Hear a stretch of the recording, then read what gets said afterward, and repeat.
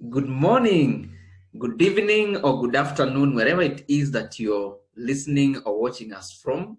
We are so glad and excited that you could join us. Now, this conversation is brought to you by Beyond 8 to 5 Initiative, and Beyond 8 to 5 Initiative is one that empowers individuals, empowers people in career, business, and other professions to be able to build fallback plans. And I'm excited because we have the founder with us today of Beyond 8 to 5 Initiative, and she'll be telling us more about the same. Now, this is the first installment of a conversation that you're going to have in the next couple of weeks with Daisy, of course, joining us. So I can promise you the conversation is going to be empowering, it's going to be informative. I ask you and urge you to join us as we help you. Daisy is very rich in terms of experience and knowledge, and she has so many resources that will actually help you grow in your financial life, personal growth, career, or business. Now, a bit about myself. My name is Moniki Kagwanja. I am a digital marketer. I am a communication consultant, also working with CK Group. I'm also the co-founder, Virtual Assistant Africa.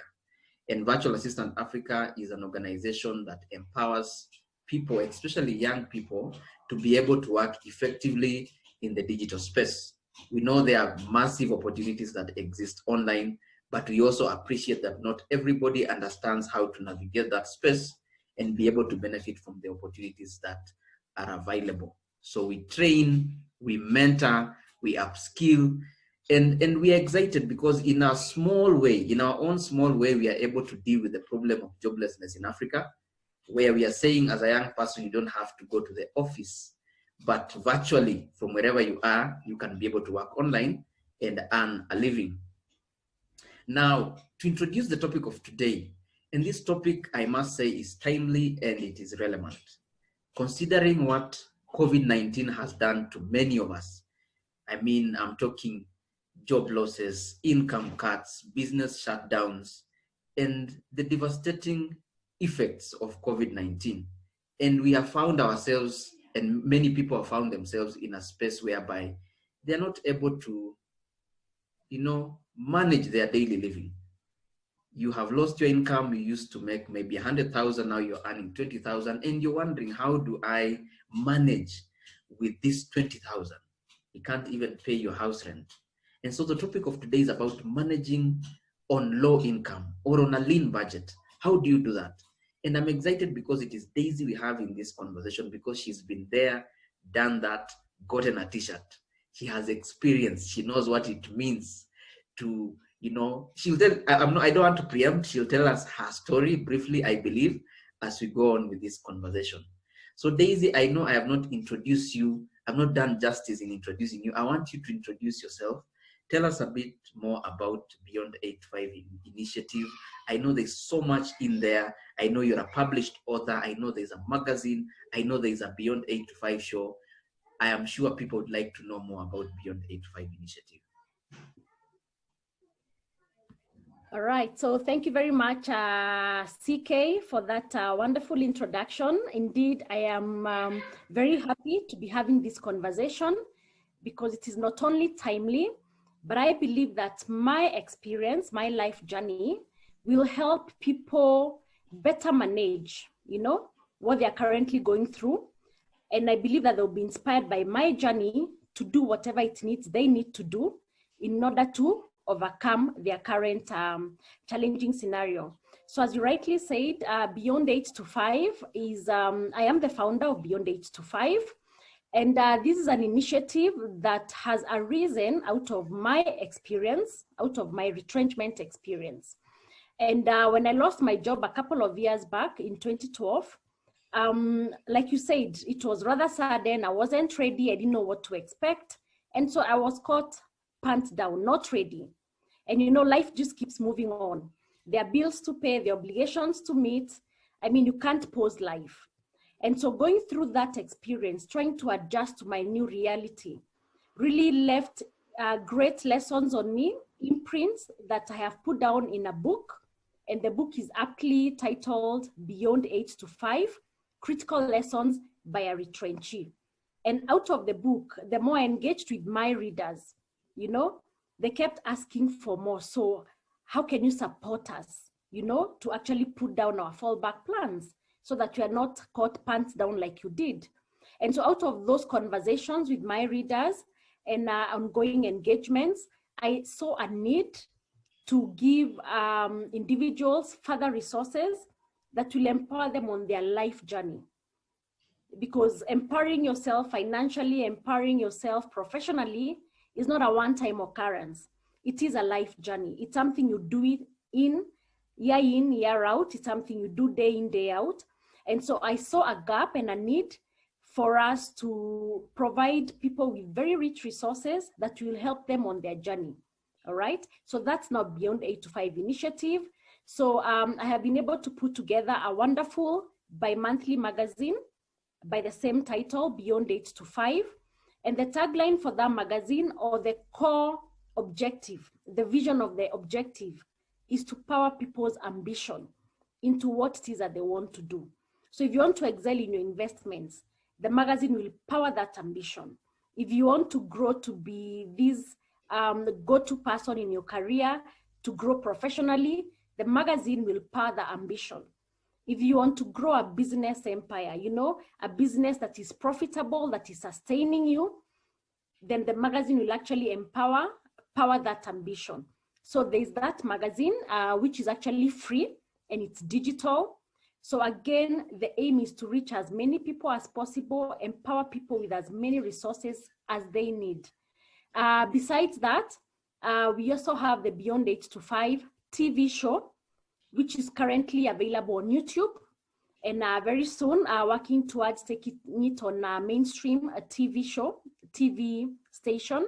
Right. And again, the show is really to show now real life journeys of people that are actually applying these resources. So guys that have actually taken the step to build a fallback plan. What is it like? So again, we are showing real life human journeys of people that are actually doing it. And the bottom line is to inspire others to take the same journey and to see that it's actually possible and doable. So that show is available on my YouTube channel, Daisy Nyaga. You'll find all the shows there, amazing interviews, and they'll definitely leave you empowered and equipped with the resources that you need. All right. And of course, there's the book. There's the book also, which is available on our website, www.beyond8to5.co.ke. Thanks, CK. Amazing. How many editions so far for the magazine? We already have 2 editions because it's bi-monthly. And in November, we shall be launching the 3rd edition, the November-December edition. And it's been a great run. It's been a great run, even getting feedback from those who've already read through the first 2 editions. So we can only get bigger and better. Yeah. I've actually had the opportunity of reading through the magazine, and I must say I am completely impressed, because what I like about your approach of empowerment is that you're looking at real human stories and real experiences. And also your YouTube channel, I've had the opportunity of watching some of those videos, and you can see that they're real stories, like someone who was at this particular place, maybe they lost their job, or you also even have people who are able to effectively run a business on the side. They're employed, but they are effectively able to run a business on the side.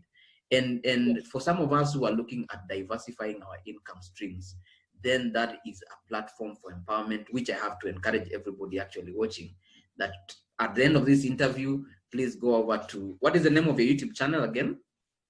The YouTube channel goes by my name, Daisy Nyaga. Yeah. Yes, Daisy Nyaga on YouTube. Fantastic. Now we'll go straight into the questions of the day. And now I am sure the people who are watching, our audience, they feel that they're in the safe hands and that you're going to actually help answer these critical questions that will be coming in as we move on with the interview. Now, is there something like being adequately prepared for a financial crisis? Can I say that I am adequately prepared for that rainy day? Even if that rainy day comes tomorrow, I am set to deal with whatever challenges that it brings my way. All right, thank you, CK. That's a very pregnant and heavy question.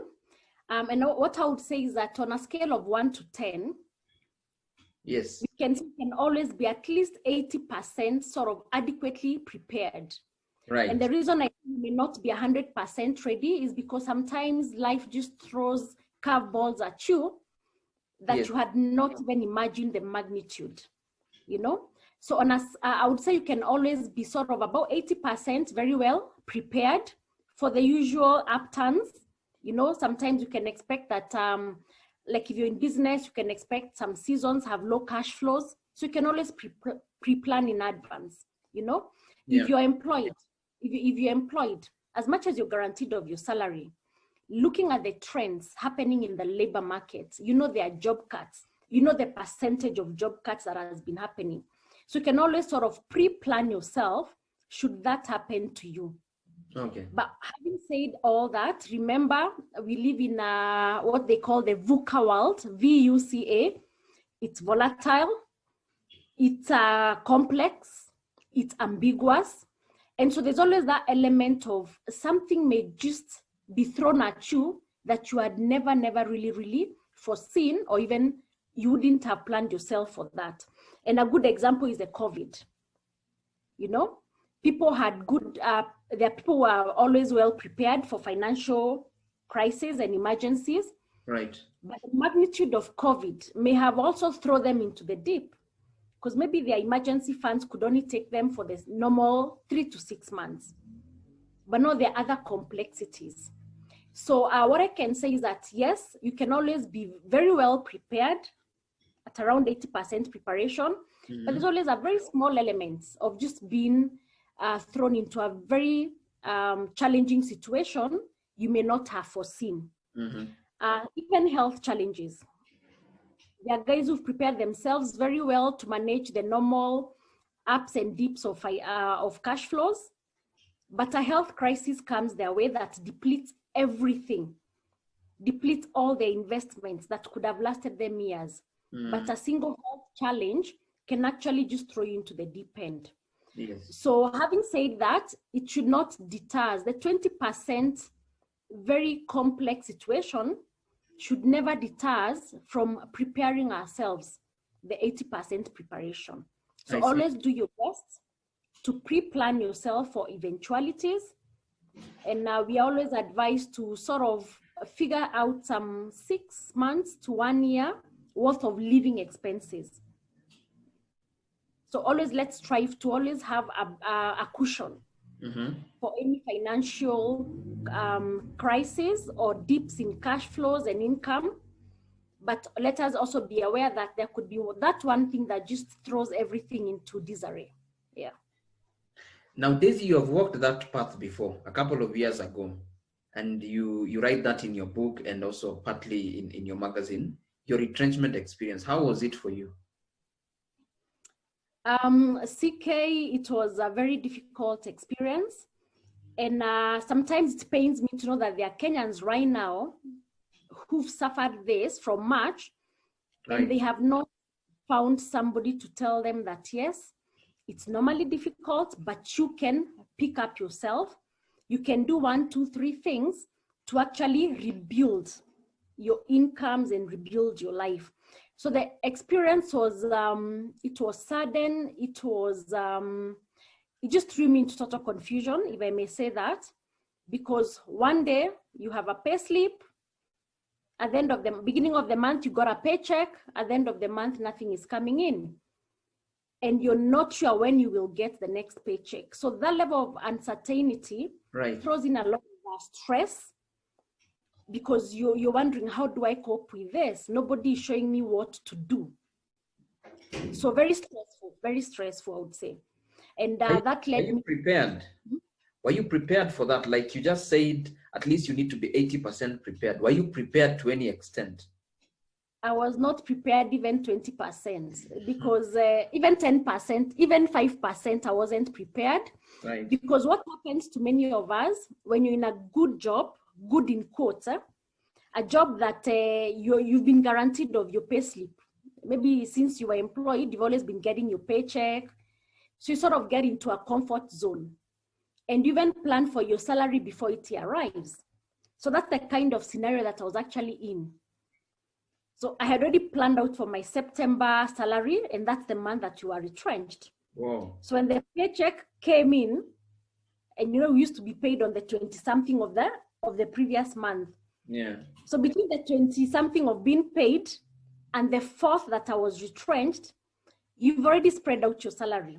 I mean, you know how we always behave. Your salary comes in and you just share it out to your various obligations, and then you go back to your comfort zone and do it for the next paycheck. So on the 4th, when the letter came, I had done exactly that. I was down to I had only been left with just what I needed to last me to the next paycheck. Mm-hmm. So I was never prepared. I did not have an emergency fund.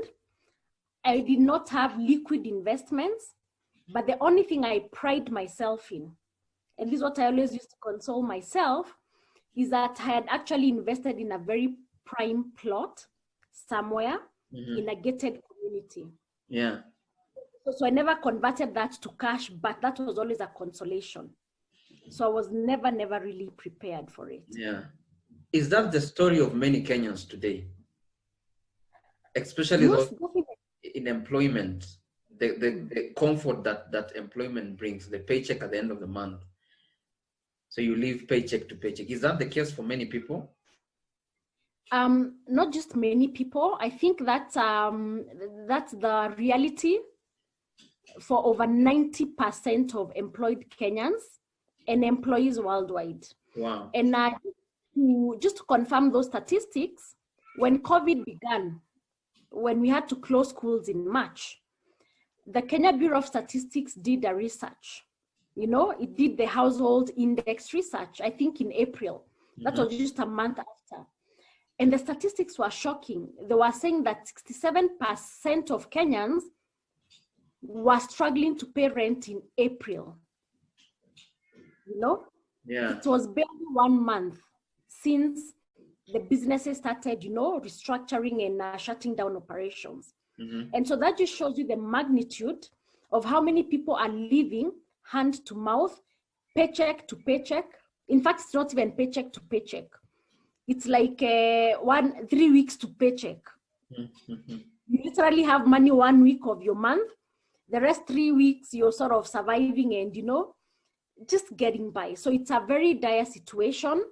And that is why the Beyond 8 to 5 initiative is very passionate about training people and teaching people that they need to put their financial the financial habits in order, so they always have some emergency funds, because things can happen. Things can happen at any moment. You reminded me of a saying where someone said that you end up having more month at the end of your money. Exactly. And I can tell you that I think a majority of Kenyans have 3 weeks to the end of the month. Wow. Which is very, very, very sad. Very sad. Yes. But that can be changed. Yeah, once you are empowered with the right information, that you can start changing. Now, I'd like you to talk a bit about, and you've touched on it, the stress that your retrenchment experience cost you and your family. And I'm sure for those people right now who have lost jobs or they're experiencing income cuts or they have no income at all, that comes with a lot of stress. And especially people who have families, it comes with a lot of stress because you're not able to take care of the basics. I am talking food, I'm talking house rent. How do you manage that? The stress part of it. I know you're broke, there's no money in your pocket or your account, but then this comes with a lot of pressure that could even lead to mental health issues. How do you deal with that?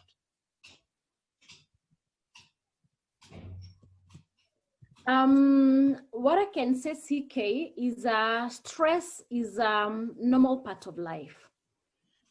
Whether you have a lot of money, you have little of it, whether things are going well for you or not too good.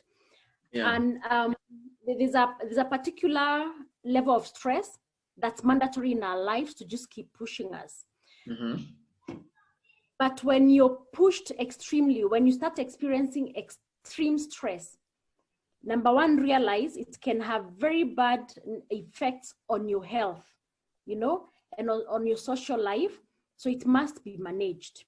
Having said that, how did I deal with my stress? And how can I advise people to deal with that stress if that's where they're at currently? Mm-hmm. Number one, you have to accept your situation. You know, do not live in denial. Do not live in denial, and don't always live in your past. Oh, I used to drive, or I used to live in this nice estate, or my kids used to go to a good school, but now I'm stuck. Reality check. Incomes have been cut, jobs have been lost, businesses closed. Mm-hmm. I can no longer sustain the kind of life I was used to, so I must accept the current situation. And then once you accept, you ask yourself, what am I able to do with what I currently have? So if your incomes have shrunk, please, my dear friend, arrange a lifestyle that will fit your current budget. No shame, don't feel ashamed about it. The thing is to understand that this is very short term. Yeah. You are going through this deep in the short term, and you can always pick up and upgrade your life thereafter. So accept your situation, that's the reality. Do not be ashamed of it. And now ask yourself, how can this sustain me? Where do I need to live on this budget? You know, what kind of schools can I manage for my children? In What fact, kind of transport? I was going, Daisy, sorry to cut you short, eh? That's where I was going with Yes. it. I wanted you to give us some practical steps, you know, practical initiatives that one can be able to take in order to deal with this new normal, for lack of a better word. Sorry, please take that again. I'm saying I wanted my next question was actually about the same, that now with the new normal, you know, I don't have a job or my incomes have shrunk. If you can give us the practical steps, and also even from your own experience, I know it may not be exactly similar to someone else, but I'm sure it could help one or two people out there. Practical steps, initiatives that you can take to now to adjust to the new normal. Lifestyle, of course, has to change, like you're saying. Yes. Okay, all right. So before I just mention on the practical steps, let me go back to the stress question.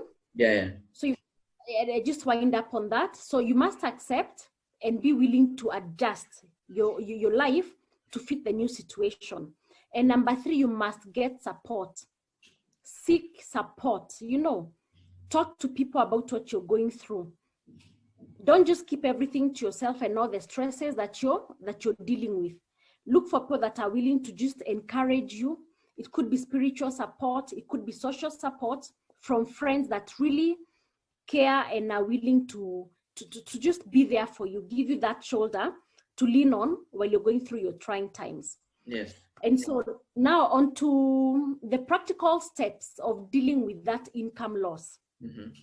As I've already alluded to, your lifestyle must change. You must not be ashamed to downgrade your lifestyle in the moment until this challenge or this period of income uncertainty passes. So when we talk of lifestyle change, what are we looking at? We normally talk of the 4 walls. Your priority should be ensuring you have your 4 walls which are affordable for your budget. What are your 4 walls? Do you have a roof over your head that is affordable for your current budget? Food is your other wall. Your focus right now should just be on basic food, not luxury. If you cannot afford your sausages and your bacon and your, lunches out, it is okay. Go and buy ngwashes, sweet potatoes, boil for your family and live. That is food, all right? Ngwashes are nice. Ngwashes are very good, you know, and they're healthy. But there are people who look down on those kind of meals as for the poor, unfortunately. So what you're saying is just focus yourself on the basic, just to survive. Your other wall is your clothing. for you and your family. If you're used to shopping at the Which is Which Mall, the Hubs, and I don't know, the Two Rivers, the LC Waikikis, if your income has shrunk and you're not able to meet that for now, it is okay. Just look around. I'm sure you'll get another side of town where you're able to get good quality clothing at much cheaper prices. I'll not say those places here, but I know they are there, all right? Yeah. Look at your other wall, which is very important, your health care for you and your family. If you're not able to afford the expensive consultations in the A hospitals, you know, it is okay. There are people who are way below you who still get access to medical care. Mm-hmm. Don't feel ashamed of walking into a government hospital because that's new grounds for you. Mm-hmm. You even wondering, kwani kunanga hata gates? Here there are no biometrics. If that is what you need to do, because your incomes have shrunk, pick those affordable options for yourself. For your shelter, do not be ashamed to move to where you can afford in the moment. For your clothing, shop in a place you can afford now. For your food, go shop in the market or in farmers market. It is okay, it is food. For your healthcare, walk into a healthcare facility that you can afford with what you currently have. So lifestyle, you must change, and change with a mindset knowing it is only for a season. Right. As soon as things start getting better, you'll start re-upgrading your life, if need be, at a pace that you can manage to keep up on. Mm-hmm. So in my situation, there are things I had to do. These are things I had to do. Of course, I had to move from my apartment, which was a 2-bedroom, very spacious apartment in a good court, to a 1-bedroom house, to another 2-bedroom house, but was very squeezed in a not very good neighborhood, you know. The house itself, I'm not sure I want to describe now, CK, but it was, I don't even want to describe it. Yeah. The washroom was actually, it was like in the middle of the sitting room. I don't even know how it was designed. The neighbors' houses were rat infested. And so rats could cross over through my ceiling into my house. And the first 1 week, we just kept screaming. I remember I screamed all I could the first 1 week of living in that house, because I had never seen a rat inside the house. I only saw rats in a granary when I visited my grandmother. Wow. You know? So how drastic it was. I mean, it was just drastic. I think we'll describe the house another day, but I had to do that. Yes. You know? Mode of transport, I had to dispose of my car. And I mean, now taking a matatu, I had to figure out which matatu is picked where. Occasionally, I could not even afford that fare, and I had to wait for the very low fares. So sometimes you're forced to board a matatu very early in the morning when it is 30 bob and not 50 bob, you know? Other times, I'm forced to stay in town till late. Not because I have anything to do, but because the money I have on me, masaya kebado, you know, maybe the fares are 70 bob, but I have 30 bob or 40 bob. You're waiting for So it means Olympic. 8 o'clock, 9 o'clock, kwa bei ya jioni, eh? So when they announce 30 bob, no, you're the first. But you've stood at the stage for maybe even 2 hours. So a lot had to change. And it's a very emotional experience. I can imagine. And you need to have willpower to actually go through that and not lose enthusiasm for life. You know, you just have to keep hope alive that, you know what, this is momentary. I'll get back my car. I'll live in a better house again. I'll be financially stable again. But it's not easy. It's not easy. Yeah. But as you said, it has to start from a place of accepting the new reality. Because Yes, I can imagine maybe someone is watching us and they're saying, those are too drastic measures. You know, downgrading to that extent, you know, not going to the LC Waikikis and other places to shop for clothes. I mean, someone would be thinking, wow, how do I even deal with that? I always say you live to fight another day, you live to shop another day. Have the understanding that this is momentary, that the changes you're doing are for a season. And as soon as things get better, you'll definitely start moving up your curve. You'll start shopping in the places you loved. You can always upgrade your apartment or even build your home. Yeah. But if you stay stuck, that I will not change, I will not move, trust me, you'll die before your time and you won't have another chance to live a better life because you'll be too depressed, or you'll be forced to look for money to sustain that lifestyle in ways that will just lead you down the drain. Yeah. Right. So you must always adapt change and adjust change. When things improve, switch back to the lifestyle that you want. Yes. And now this time you're wiser. You'll do it in a more wise way. You won't be extravagant if you don't have a backup plan. So that's what I can say. Amazing. And during this period of the pandemic, we have seen people moving from the urban areas to the rural areas in an effort to cut down on costs. Because when you go down to Shago, maybe you don't need to buy food because food grows in the farm. You may not have to pay rent because there's a house maybe you built down there in the village. And some people are moving permanently, I guess. I have read stories of people who are saying, by the way, guys, I moved to Shags and this is the place I am going to be. In fact, I've started farming and I'm comfortable with my new life. And some are moving temporarily. I don't know what you make of that. Is moving now, making the decision to move from, say, Nairobi to Shago, is it too drastic? No. Having to move from the city to the village because of the situation is not drastic. A man has to do what a man has to do, and a girl has to do what she's got to do, you know? So as we said, it's actually a very wise move. Right. If you ask me, because you take that as a way of managing your current situation.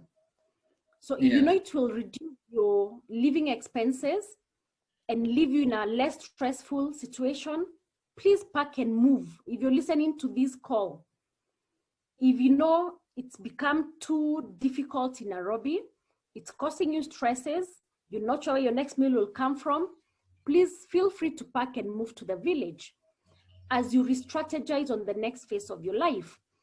And as we said this, I want to bring the counties into play. For a long time, Nairobi is actually congested, you know, and there are a lot of opportunities back in our counties, which is what we call the village. Yes. So my challenge to people is, as you move, or if you have already moved, move with an open mind that I am going to another land of opportunities. Even if it is called a village, it is a land of opportunities. There are people that are thriving in that village that you've moved to. There are people that are still thriving and living very fulfilled lives in that area that you've moved to. Yeah. So my challenge would be just go with an open mind and explore for which opportunities you can exploit there to rebuild your life. And you'll be amazed at what you'll be able to do. So there's so much more you can do when you move. There's the knowledge and skills you've gained in the city. You can go and introduce them there. There are business ideas you've seen in Nairobi, in the city, that you'll possibly not find them in your local town. Go and introduce them there, you know? So there's a whole lot of opportunities available, and you can thrive even in the village. You don't have to be in the city. So that's my take. Someone will ask, how long does it take to rebuild? I know this is a really general question, and you've told us that you need to adapt to change, you need to stay hopeful, but sometimes you are looking through the tunnel, but there is no that light at the end of the tunnel, and you need that. You need something to keep you moving. You need something to motivate you every single day to continue moving, knowing that I am just caught up in a temporal situation which will change with time. How long will it take? How long does it take? That's a question people ask. Wow. And that's a question that nobody has an answer to. Only God has that answer. And he never always tells us it will take you this number of years or this couple of months.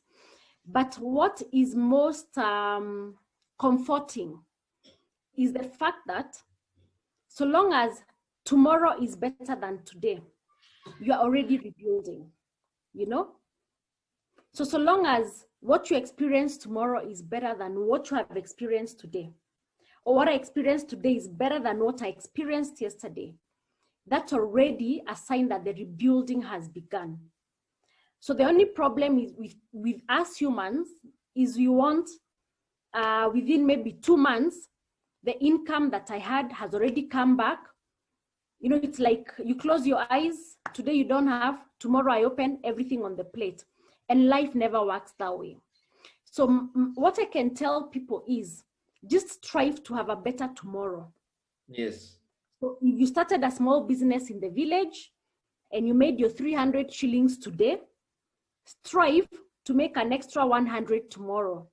That 100 extra shillings from your new business is a sign of rebuilding. The rebuilding has begun because it means you're not going backwards, you're not stagnant, but you're actually already making small incremental steps. So the rebuilding has to be incremental, you know? Yes. It has to be incremental. So everything is just slight, slow improvements. And just in my case, I lost my job. That was 2012, September. So this is the 8th year, right? Yes. This is the 8th year.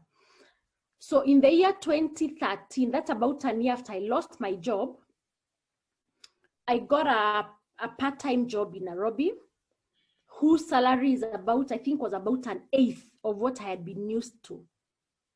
So nowhere near, not even half, not even 3/4. But that very small paycheck started making some things possible, which were not possible in that whole year, kabla nipate kazi, you know, before I had gotten this job. So what am I driving at? With that small paycheck, I was able to start doing a few things more better. So even the menu started changing. If I had been used to just eating noodles, now with only this very small paycheck, it means I improved my menu.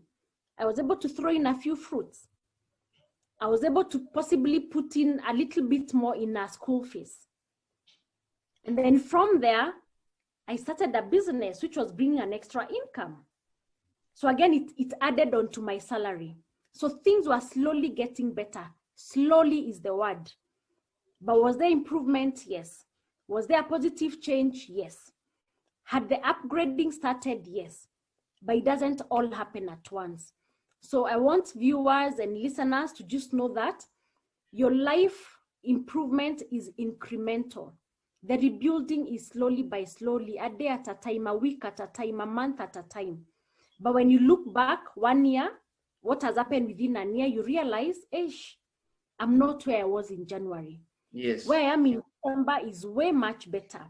So you've actually been rebuilding without even possibly noticing it. So it's slowly and incremental.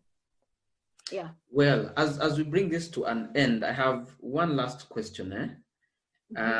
For us, the grown-ups, we sometimes are able to handle these stresses and adapt to change better as compared to maybe kids. And so maybe your kids were going were doing school in an international school, and all of a sudden this happens, and now they have to go to a day school just, you know, somewhere. I don't want to also mention names. What happens, the psychological effect on children, how is that? How do you help them deal with that? Because definitely they have not built the mental capacity to handle that kind of a shift. Okay, that's a very good question, CK. And in my case, let me start with my case. I downgraded everything you can think of. But the education of my children is one thing I said I would hold on for as long as is possible. I was never able to pay fees on time, so I was always going to school to beg and plead for the kids not to be sent home in school. But I personally made that decision that because this is a very temporary situation, I will hold them in that school for as long as is possible, you know? So that was the last thing I was willing actually to change. But how do we deal with the psychological trauma on the children? Because once they start noticing these shifts, it gets to them. It can affect their self-esteem, you know? The kind of life you're used to giving them, you're no longer able to. So the best way to deal with it, and which is what I did, I gave them positive, as in I transferred my positivity to them. So whenever they ask, so mommy, why aren't you going for lunch? Why are you taking us swimming in this place? You know, what happened to the car? I always told them, we will still get to do that, though not today. So when you take us, I'll try and take you next Sunday. So in a month, before we were used to maybe doing it every other Sunday, you know, it's just like a habit. Yeah. But now you also have to try as much as possible to give them at least one experience. Even if not monthly, even if it's every 2 months, at least make up for what they are losing in your own small way. So as much as you're not able to take them to where they were used to, take them to more affordable alternatives, you know? I know they're not used to matatus the very first time. Please pay for the first 3 seats so that they still feel, you know, comfortable and yeah, you're in a matatu, but at least there's a bit of space. Don't make them so squeezed. So slowly give them hope. It is you, the parent, who will give them hope. That yes, this is happening, but it's only for a short period. Mommy will do this or daddy will do this, and we will go back to that place. But in the meantime, do not deny them what they are used to. Just offer it to them, but in a way that you can afford. Look out for more affordable places and tell them that things will change, and be cheerful at all times, you know? Because if you let your negative energy and your worry and your stress get to them, then you lose them. Psychologically, you'll tear their self-esteem. You know, Daisy, we can have this conversation until the end of the day, yeah?